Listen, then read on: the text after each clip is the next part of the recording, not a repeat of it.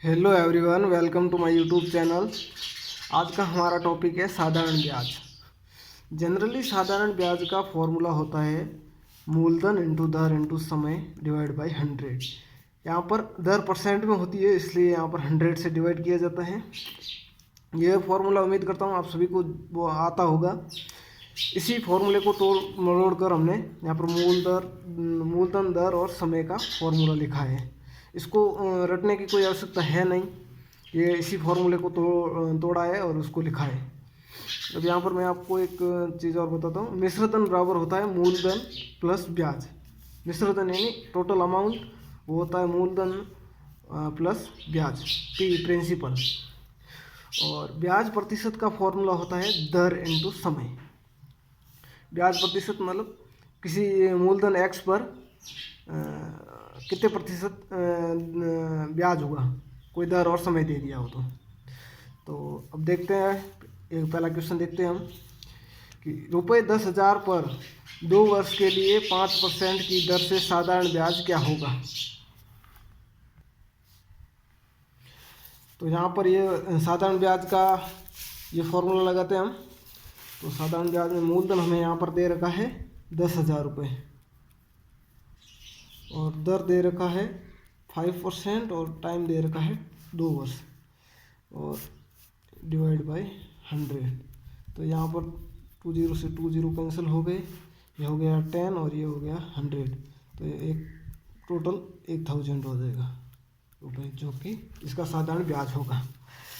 अब अगला क्वेश्चन देखते हैं कि यदि समय 4 वर्ष तथा दर 5% हो तो ब्याज प्रतिशत कितना होगा। अब यहाँ पर हमें ब्याज प्रतिशत निकालना है। कोई भी एक्स मूलधन है जिसके लिए 4 वर्ष में 5% की दर से उसका कितना ब्याज प्रतिशत होगा। तो ब्याज प्रतिशत का फॉर्मूला होता है दर इंटू दर मल्टीप्लाई समय। तो यहाँ पर ये हो जाएगा, दर है हमारे पास 5% और समय है 4 वर्ष, तो 5 इंटू 4 जो कि 20% हो जाएगा। तो अगला क्वेश्चन देखते हैं। अगला क्वेश्चन है हमारे पास रुपये 500 मूलधन का 4 वर्ष के लिए 5% की दर से मिश्रधन क्या होगा। यहाँ पर हमें मिश्रधन पूछा है। तो मिश्रधन के लिए हम पहले तो साधारण ब्याज निकालते हैं और उसको मूलधन में ऐड कर देते हैं। लेकिन एक और हमारे पास एक मेथड है जिससे भी हम कर सकते हैं, जिसमें हमें साधारण ब्याज निकालने की कोई आवश्यकता नहीं होगी।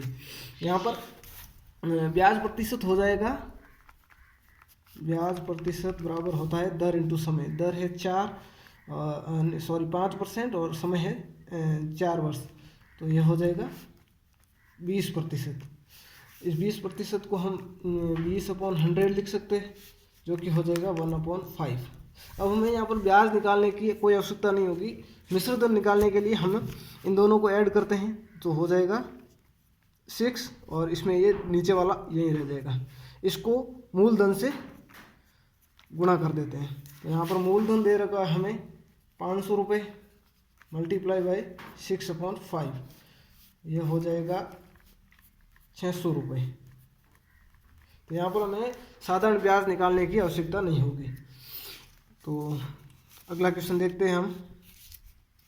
अगला क्वेश्चन है हमारे साथ, कोई धन साधारण ब्याज की किसी दर से 18 वर्ष में 2 गुना 16 वर्ष में 2 गुना हो जाता है तो 8 वर्ष में कितने गुना होगा। यहाँ पर ये जो गुना वाला क्वेश्चन आता है कि कोई है जो इतने टाइम में इतने गुना हो जाता है तो इतने टाइम में कितने गुना होगा। तो उसके लिए एक फॉर्मूला है n2 - n1 divide by n1 minus 1 divide by n2 - 1, जो कि होता है T1/T2। यहाँ पर T1 दे रखा हमें 16 वर्ष में, N1 है 2 गुना हो जाता है, तो T2 8 वर्ष में हमें N2 कितना गुना होगा वो देखना है। तो यहाँ पर हमें N1 दे रखा है 2 गुना -1 और N2 हमें ज्ञात करना है -1 और T2 है हमारे पास T1 है 16 और T2 है 8, जो कि हो जाता है यहाँ पर 2 - 1 1 और N2 - 1 हो जाता है 2। इसको सॉल्व करने पर हमें मिलता है 2N2 - 2 = 1। तो 2N2 बराबर हो जाता है 3। जो यहाँ पर n2 बराबर हो जाता है 3/2, जो कि हो जाता है 1 सही 1/2 गुना, यहाँ पर 8 वर्ष में वो 1.5 गुना हो जाएगा। तो ये भी क्वेश्चन आपको समझ आया होगा शायद। अब अगला क्वेश्चन देखते हैं कि 9% की दर पर 2 वर्ष के लिए किसी धनराशि का साधारण ब्याज 90 रुपये है, तो धनराशि क्या होगी। यहाँ पर हमें रेट दे रखा है 9% और टाइम दे रखा है हमें 2 ईयर्स, और साधारण ब्याज दे रखा है हमें 90 रुपये। तो यहाँ पर ब्याज प्रतिशत कितना हो जाएगा, ब्याज प्रतिशत होता है दर इंटू समय।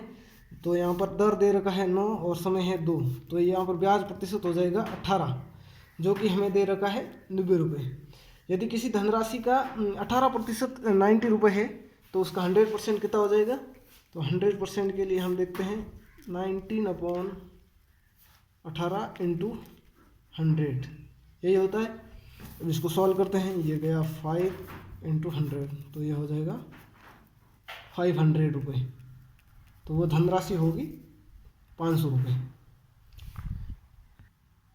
अब हम दिन महीने का कॉन्सेप्ट सीखते हैं, जो कि हमें कई बार क्वेश्चन में आता है तो हमें डिफ़िकल्ट लगता है। तो यहाँ पर क्या होता है कि साधारण ब्याज में समय है वो वर्ष में हमें फाइंड करना होता है, वर्ष में। तो जहाँ पर भी दिन दिया हो उसको 365 से डिवाइड कर देना, और जहाँ पर भी मंथ हो वहाँ 12 से डिवाइड कर देना है, जो कि एक हमें वर्ष में कन्वर्ट हो जाता है।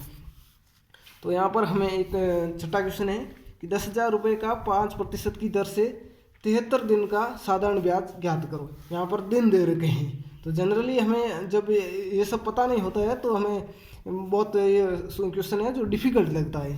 तो अब वही फॉर्मूला साधारण ब्याज का, यहाँ पर मूलधन दे रखा है 10,000 रुपये, दर है यहाँ पर 5% और समय दे रखा है 73 दिन। तो दिन है तो यहाँ पर इसको 365 से डिवाइड कर देंगे, और इसमें तो 100 होता ही है, तो इसको सॉल्व करेंगे तो ये हो जाएगा 115, 5 से 5 चला जाएगा, 2 0 से 2 0, तो यहाँ पर हमें मिल जाएगा 100 रुपये। तो यहाँ पर 10,000 का 5% की दर से 73 दिन का साधारण ब्याज हमें 100 रुपये मिलता है। इसी प्रकार हम ये अगला क्वेश्चन देखते हैं कि 9,000 रुपये की 12% की दर से 3 महीने का साधारण ब्याज ज्ञात कीजिए। तो यहाँ पर 3 महीने हैं, तो हमें इसको वर्ष में कन्वर्ट करने के लिए 12 से डिवाइड करना पड़ेगा। तो साधारण ब्याज में हमें सीधे फॉर्मूले से मूलधन दे रखा है 9,000, दर दे रखी है 12 और समय दे रखा है 3 महीने। तो वर्ष में कन्वर्ट करने के लिए 12 से डिवाइड किया और यहाँ पर ये 100 होगा। तो ये 12 से 12 कट गए, 2 0 से 2 0, और 19 × 3 हो जाएगा 270 रुपये। यहाँ पर अगर 3 महीने का दे रखा है तो इसको हम समय में डायरेक्टली इसे 1/4 लिख सकते।